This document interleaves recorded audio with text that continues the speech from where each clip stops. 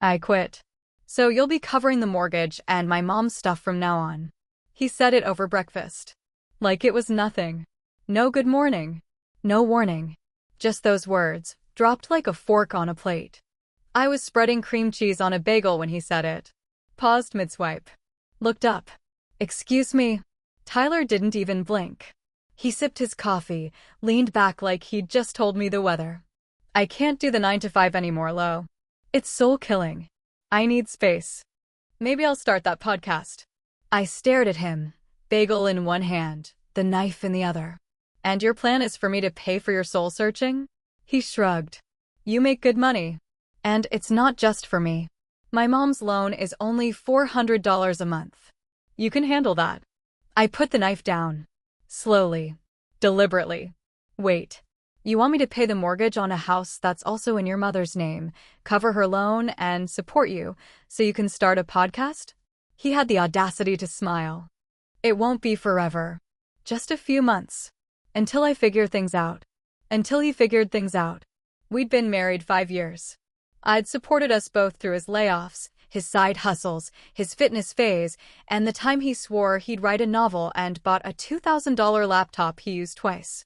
I paid our taxes, managed our accounts, balanced every budget to the penny. But this was new. I folded the napkin in my lap and looked him straight in the eyes. Okay. His smile widened. Okay. I nodded. You want space? Let's give each other some. I stood, took my plate to the sink, washed it, dried it, all while his eyes followed me.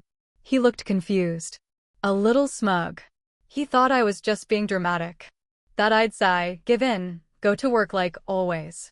He had no idea.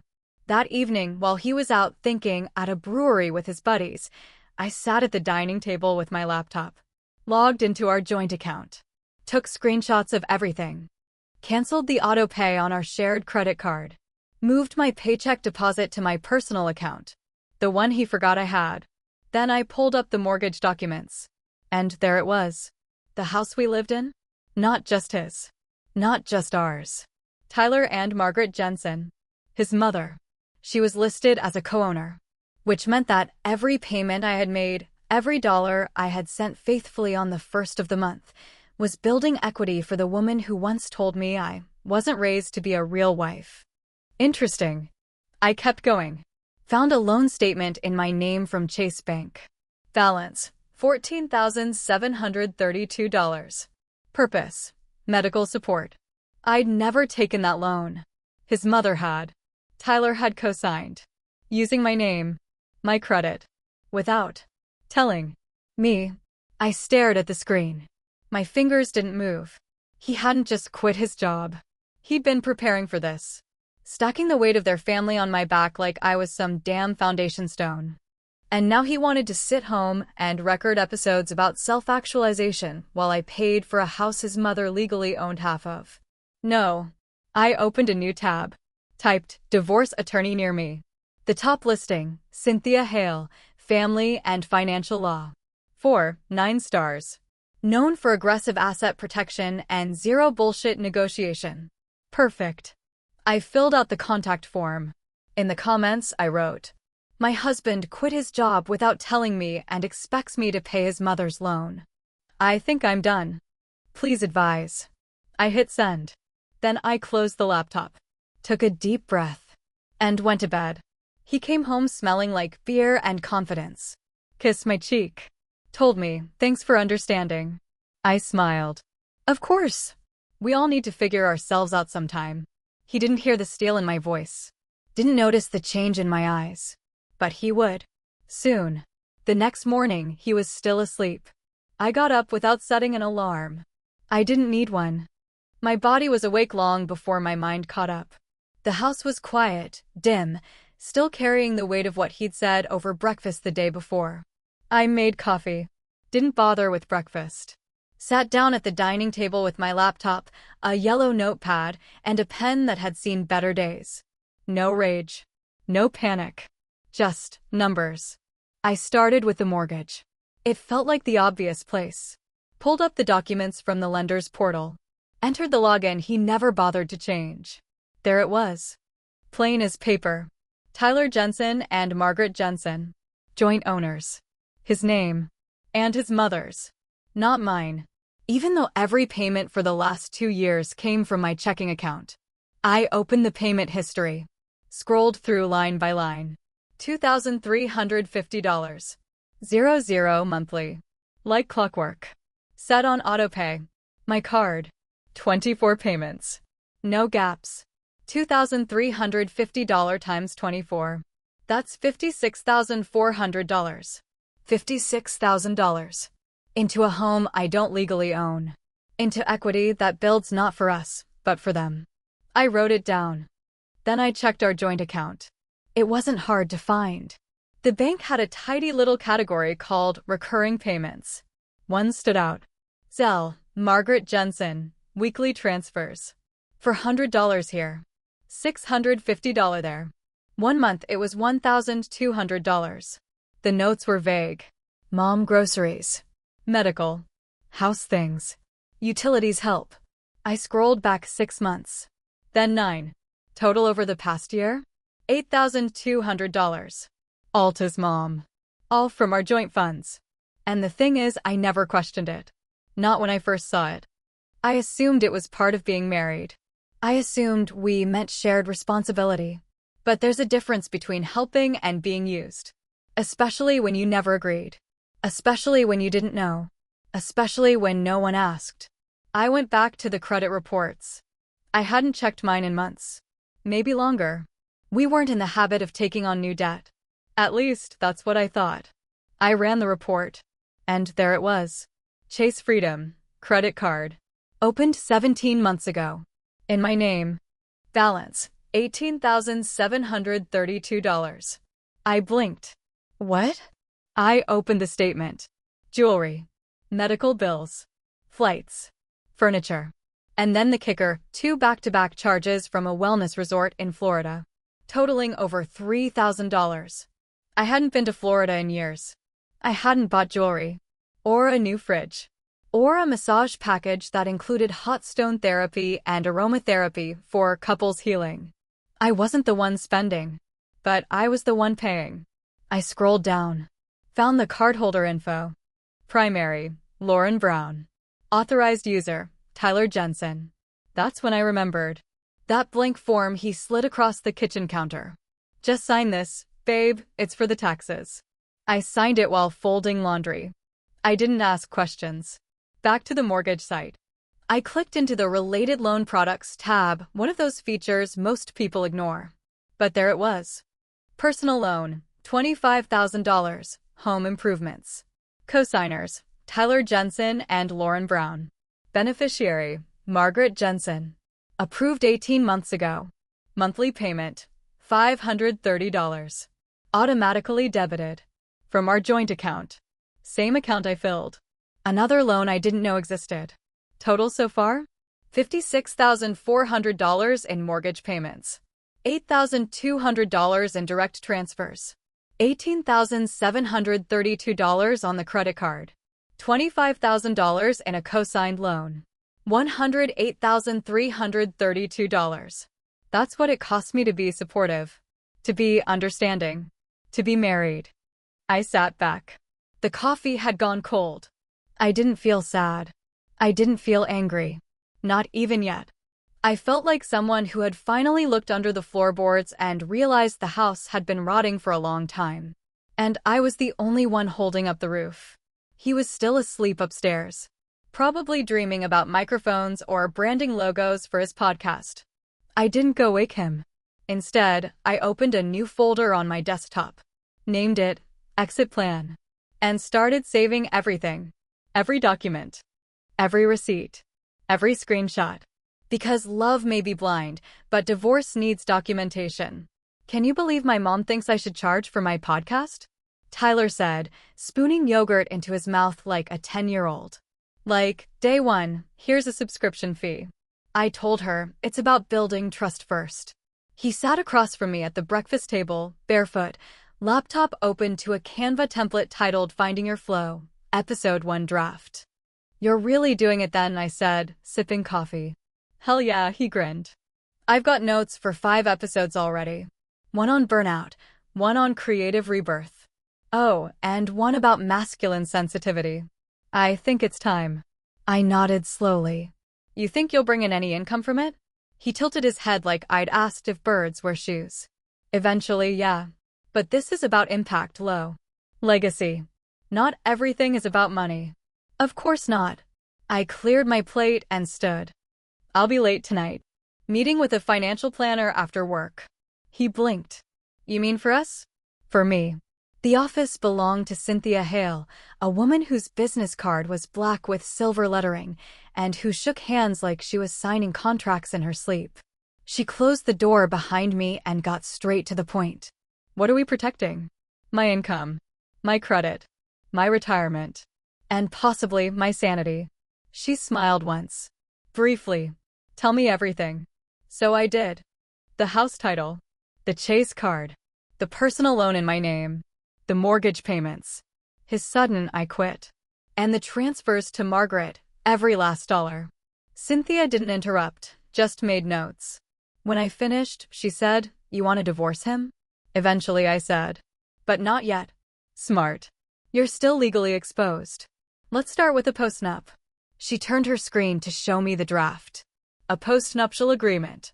Financial separation. Your income stays yours. Any new debt stays his. Property lines get drawn before things get messy. Will he even sign that? She looked at me over her glasses. He thinks he's building a podcast empire while you make the money. Present it like you're protecting him too. He'll sign. I printed the document at work. Brought it home that evening. He was making tea when I laid it on the kitchen counter. What's this? He asked. Just something to keep things clean while you're figuring stuff out. Protection for both of us. It's standard. He flipped through the pages without reading a word. Looks boring. But sure. Where do I sign? I handed him a pen. He signed. Just like that. The next day, I opened my old bank account. The one I'd never closed after grad school. Changed my direct deposit. Moved my 401k to an independent brokerage. Then I froze the Chase card.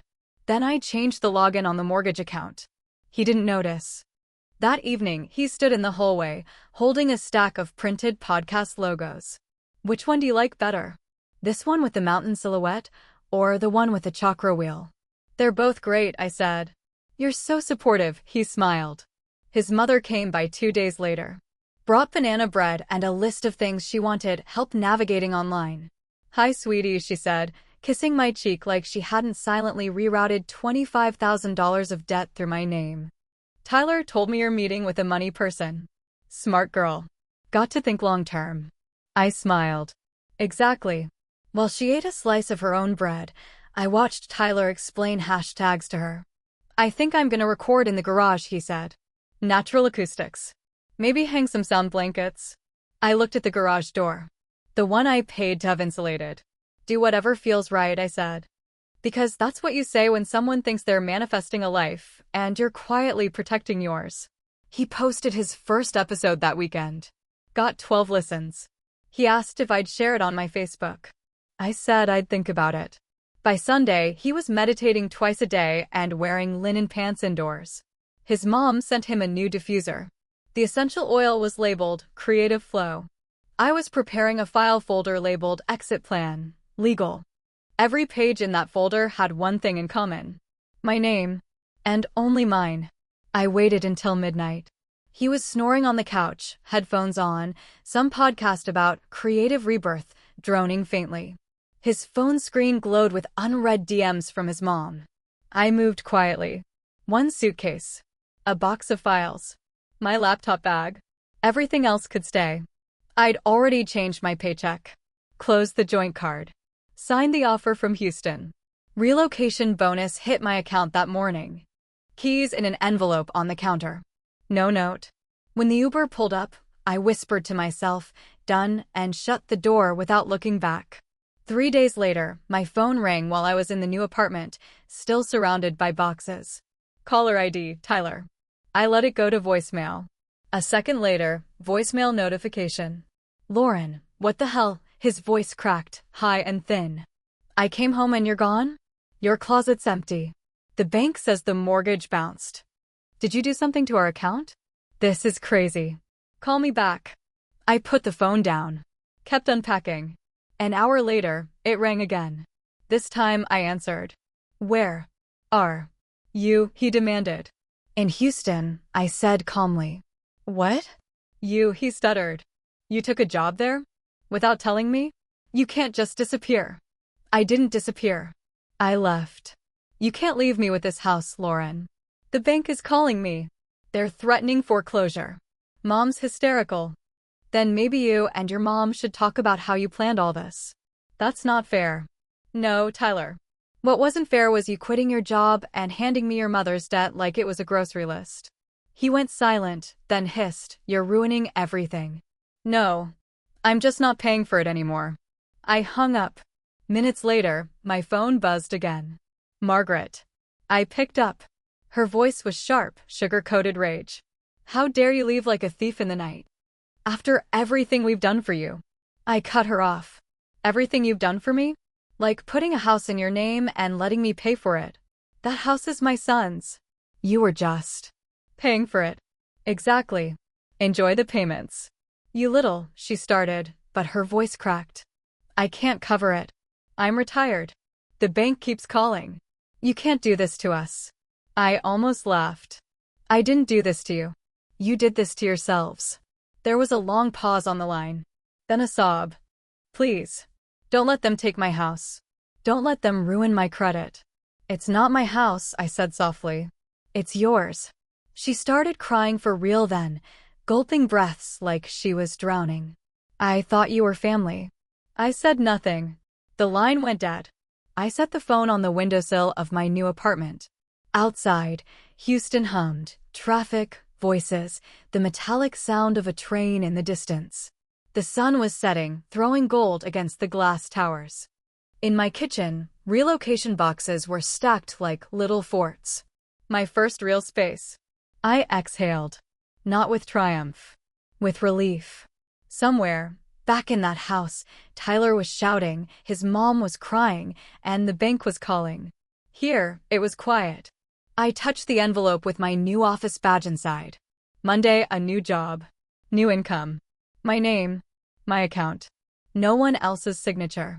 I poured myself a glass of water. Looked at my reflection in the dark window. I'm not paying for their freedom anymore, I whispered. Then I turned off my phone. The first voicemail came at 7:14 a.m. Lauren. Tyler's voice cracked, already panicked. Please, call me back. I don't know what to do. The bank keeps calling. I got this notice.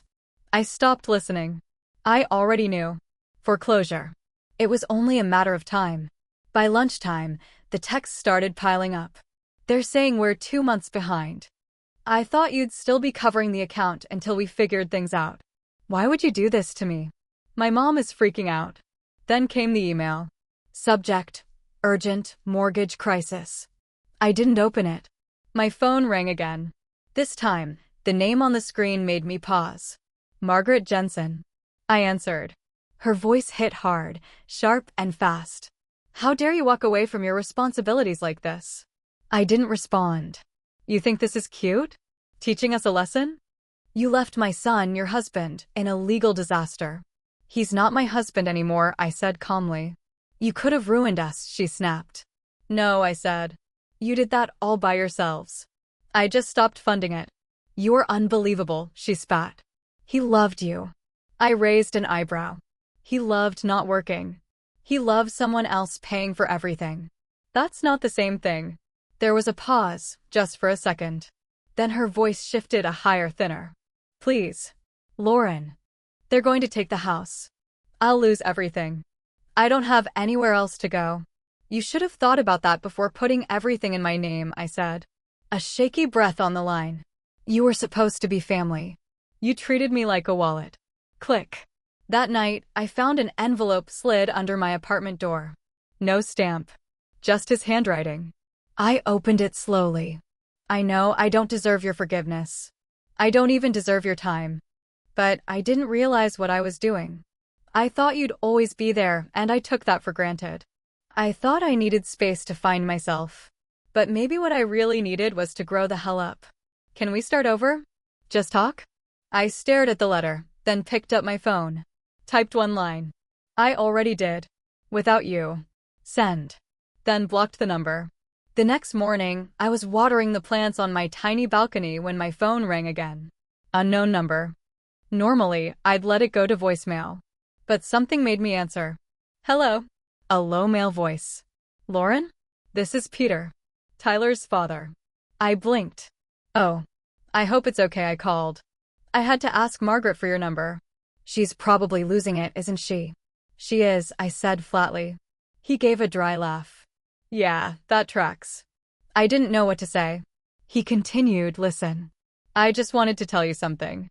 And you don't have to respond or engage. I know I'm probably the last person you expected to hear from. I mean, yeah. He sighed. I left that house 15 years ago. Not because I didn't love my son, but because I couldn't stand the way Margaret ran it. Everything was about protecting him. No consequences. No accountability. He got a trophy for everything. And I knew it would catch up with him. I stayed silent. Anyway, he continued, I saw the foreclosure notice. Tyler told me everything. And I just wanted to say thank you. That stunned me. For what? I asked. For doing what I never could. For forcing them to live in the real world for once. For not letting him become a middle-aged boy forever. I didn't expect it, but something in my throat tightened. Thank you, I said quietly. You didn't ruin him, Peter added. You gave him the chance to actually become a man. Whether he takes it or not, well, that's on him now. He paused. And you? You get to live your life. With clean books and clean hands. I let out a breath I hadn't realized I was holding. I needed to hear that, I said. Good, he replied. Take care, Lauren. You deserved better. Always did. Click. I stood there for a long time after that. The breeze brushed my face. A dog barked somewhere down the street. The city moved on, like it always does. And me? I was finally moving with it. Not behind. Not dragging anyone. Not fixing broken things. Just walking forward. With both hands free. The courtroom was small. Unimpressive. Fluorescent lighting, beige carpet, a judge who looked like he hadn't smiled since Nixon. But my hands were sweating anyway. Tyler sat across from me at the respondents' table, fidgeting. His blazer was too big, his face pale, his jaw clenched like he was chewing the inside of his cheek. He didn't bring a lawyer. I brought Cynthia Hale and a folder thick enough to make the table groan. The judge looked over his glasses. We're here regarding Brown v. Jensen, case 6242-D, petition for divorce and asset separation. Is that correct? Yes, Your Honor, Cynthia said crisply. Tyler cleared his throat.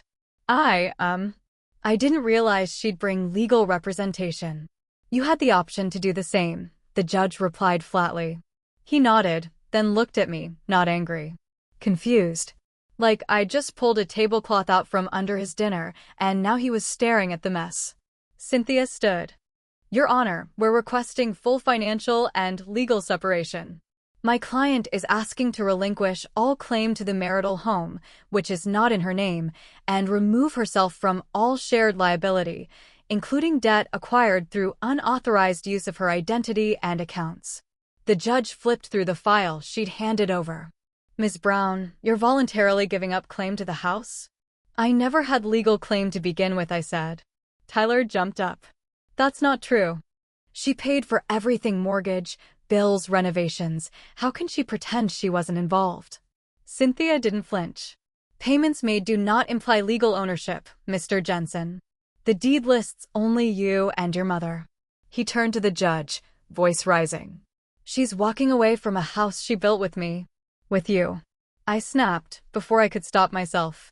Tyler, I paid the mortgage. I paid your mother's credit card debt. I paid for that podcast mic you used once. The judge raised a hand. Let's maintain decorum. Cynthia calmly interjected, if I may, Your Honor, we'd like to introduce a witness. Tyler blinked. A what? The courtroom door opened, and a man in his mid-30s stepped inside. Button-down shirt. Tired face. Familiar. Who is that? Tyler muttered. Derek Franklin, Cynthia said. Former coworker of Mr. Jensen. He was sworn in and took the stand. Mr. Franklin, Cynthia began, can you confirm whether Mr. Jensen was employed full-time during the year prior to separation? No, Derek said. He clocked in maybe once every couple of weeks. Said he was taking mental health days or working from home, but we never saw results. Eventually, he just stopped showing up. He told HR his wife was covering things. Tyler shot up. What the hell, Derek, are you serious right now? You told me you were working on yourself, Derek replied. Not making your wife pay your bills. The judge held up a hand again. Mr. Jensen. Sit down. He obeyed, shaking his head, whispering to himself. The rest was clinical. The judge flipped through the files. Bank records. Signed postnup. Mortgage statements. My name nowhere. Ms. Brown, he said. You're willing to walk away from the property, equity, and any financial assets that may still exist? Yes, Your Honor. He turned to Tyler. And you understand the mortgage is now fully your responsibility, including the delinquency balance. Tyler looked dazed. But I can't pay that alone. You signed the documents, the judge replied. You took the loans. The court cannot assign someone else's income to your debt. Cynthia stood again. We ask that all financial ties be considered severed, effective immediately. Motion granted, the judge said. Divorce finalized. Property and debt remain with the respondent. He banged the gavel. And, just like that, it was done. Outside the courtroom, Tyler chased after me. Lauren, wait. Please. I stopped. He looked at me like he didn't recognize the person standing in front of him. You really meant it. All of it. I did. He swallowed hard. You're really leaving me with everything. No, I said. You already had everything. I'm just finally leaving you with it. Tears sprang into his eyes. Real ones this time. Can't we talk? Just one more time? Maybe over coffee? You can't afford me anymore, Tyler, I said gently. His shoulders collapsed. I turned and walked away.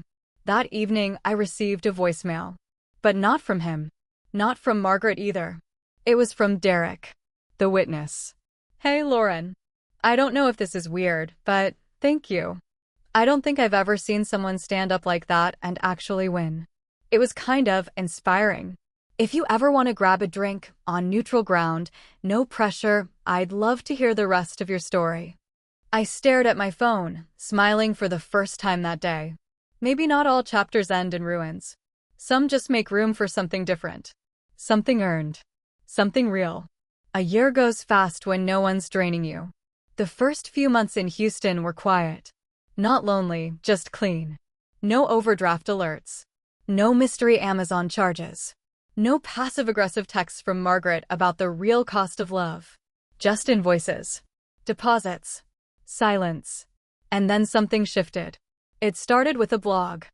I wrote the first post at my kitchen counter. Just me, a glass of wine, and the headline. Don't sign that. Red flags in relationships and money. The second post came a week later. If he says, my mom can just put it in your name, run. It went viral. Thousands of views. Comments from strangers. Women. Men. Even a few moms. One wrote, I was Margaret. I pushed too hard. I ignored the red flags. Thank you for this. Another. My ex opened 2 cards in my name. I thought I was crazy. Now I know better. I kept writing. Each post came easier. Sharper. Funnier. I called the series Financial Freedom, but make it personal. By the end of the year, a publisher reached out. They wanted a book. The contract came in a thick envelope. I opened it slowly. Read every word. Twice.